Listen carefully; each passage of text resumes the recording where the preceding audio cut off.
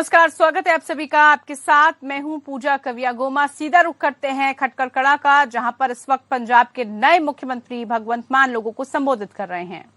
ये बहुत उपजाऊ मिट्टी है, धरती नूं मां दा दर्जा गुरु नानक साहब ने पवन गुरु पानी पिता माता धरत महत, तां असीं ये तिन्ने दर्जे कायम रखने ने, कायम बनाउणे ने। तुहाडा सहयोग चाहिदा होऊगा। कल्ले कल्ले बंदे नूं साथ देना पऊगा।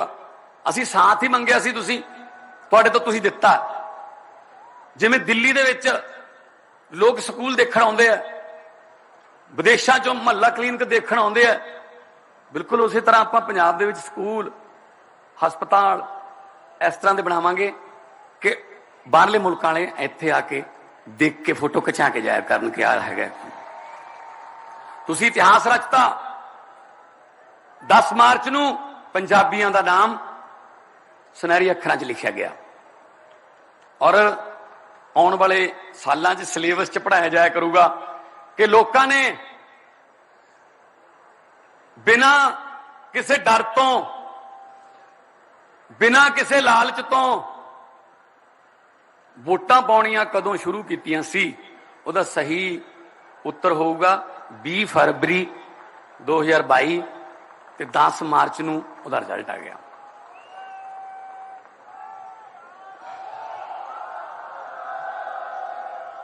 सो परमात्मा तो भी यही मंगया, शहीदां दे मत्था टेक के भी यही अरदास कीती है, समत बख्शियो, बल बख्शियो। असीं तां तुहाडे पैरां दी धूड़ दा तिणका भी नहीं हैगे। असीं तां तुच्छ जे हां। बस जदों पब्लिक नाल हो जाती है फिर जो मर्जी बना लो तुसीं सानूं। सो इस करके मैं अरविंद केजरीवाल जी का खास तौर पर धन्नवाद करूंगा, जिन्हों ने 20 दिन भुख हड़ताल रख के पार्टी बनाई, जिन्हों ने अंदोलन दे विचों पार्टी लिया के देश के मूहरे दिती ते जिहड़ी पार्टी पूरे देश की राजनीति नूं सुधार रही है। एक बार जोरदार ताड़ियां चाहूंगा मैं उन्हें नैशनल कन्वीनर लिए। मनीष सिसोदिया जी बैठे ने। सो बहुत चिर दा सुपना सी कि कदे मौका मिले तो शहीद आजम के पिंड कोई जिम्मेवारी मिले तो शहीद आजम के पिंड जाके मत्था टेक के उस जिम्मेवारी को निभाने का हल्फ लईए, सौ चुकीए।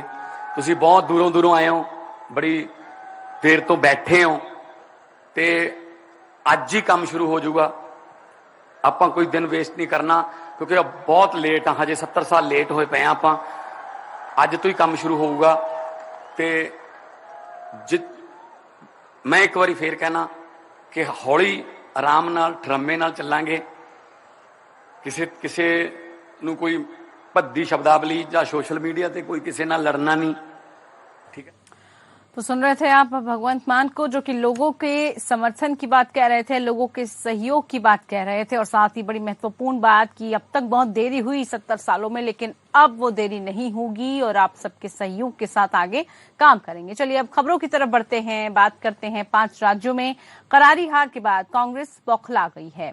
लगातार हार से कांग्रेस पर अस्तित्व का संकट मंडराने लगा है। ऐसे में गांधी परिवार के विरोध में आवाजें भी उठने लगी हैं।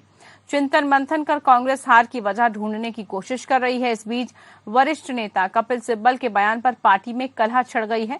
राजस्थान के मुख्यमंत्री अशोक गहलोत ने गांधी परिवार के बचाव में आकर कपिल सिब्बल पर बड़ा निशाना साधा। अशोक गहलोत ने कहा कि कपिल सिब्बल को कांग्रेस की एबीसीडी भी नहीं पता। अशोक गहलोत ने आगे कहा, सोनिया गांधी के आशीर्वाद से ही सब मिला है। कपिल सिब्बल के मुंह में ऐसे शब्द निकलना दुर्भाग्यपूर्ण है। उन्हें कांग्रेस की एबीसीडी तक मालूम नहीं है। इससे पहले सीएम अशोक गहलोत ने कहा था कि हर जाति, हर वर्ग, हर धर्म, हर भाषा बोलने वाले, हर क्षेत्र के लोग, दक्षिण के हो, पूर्व के हो, पश्चिम के या उत्तर के हो, सब चाहते हैं कि अगर कांग्रेस को एकजुट रखना है तो गांधी परिवार के नेतृत्व में ही एकजुट रह सकती है। ये अगर क्रेडिबिलिटी उनकी बनी हुई है तो आज हर कांग्रेस जन उनके साथ है। आपको बता दें कि कपिल सिब्बल ने गांधी परिवार मुक्त कांग्रेस का राग अलापा है। कपिल सिब्बल ने मांग की है कि गांधियों को नेतृत्व की भूमिका से हटकर किसी और को पार्टी का नेतृत्व करने का मौका देना चाहिए। 2014 की चुनावी हार के बाद से कांग्रेस कुछ मौकों को छोड़कर लगातार चुनाव हार गई है। सिब्बल जी कोई कांग्रेस संस्कृति के व्यक्ति नहीं है। कपिल सिब्बल जी बहुत बड़े वकील हैं, इसमें कोई दो राय नहीं। माने वकील रहे देश के, अभी है भी, और वो कांग्रेस में उनकी एंट्री हो गई। तो कांग्रेस का जो कल्चर है, संस्कृति है, संस्कार है और प्रक्रियाएं हैं, तो कबीर सिब्बल साहब को बहुत चांस मिला है। सोनिया गांधी जी के आशीर्वाद से, राहुल गांधी के सहयोग से उनको केंद्रीय मंत्रिमंडल में जगह मिली है। वो पार्टी के स्पोक्स पर्सन भी रहे हैं और उनके मुंह से ऐसे अल्फाज निकलना बहुत ही दुर्भाग्यपूर्ण है।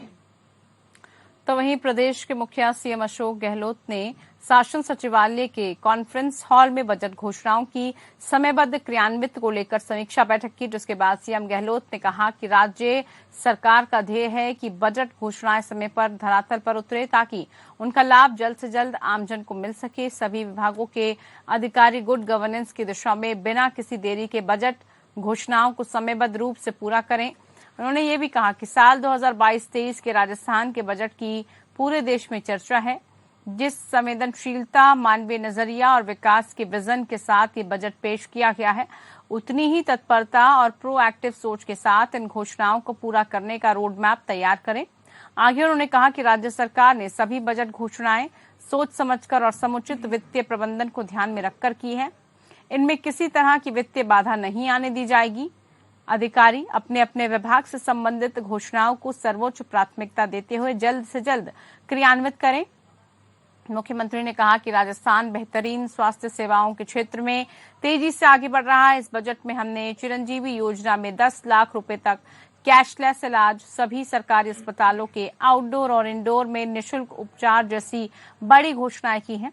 उन्होंने कहा कि प्रदेश के कई जिलों में चल रहे सरकारी मेडिकल कॉलेज की स्थापना के काम को गति दी जाए।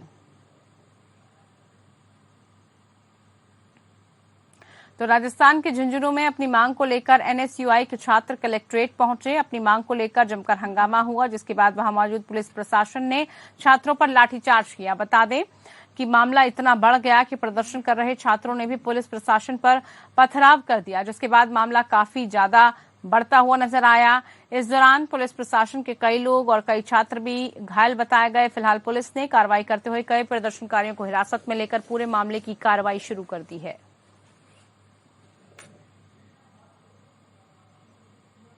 राजस्थान स्पेशल में वक्त है ब्रेक का, जल्द होंगे हाजिर।